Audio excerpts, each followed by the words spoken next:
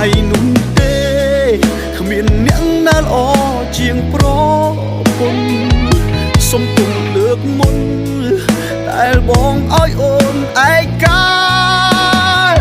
អរគុណប្រពន្ធចិត្តធ្ងន់ទ្រាំជាមួយបង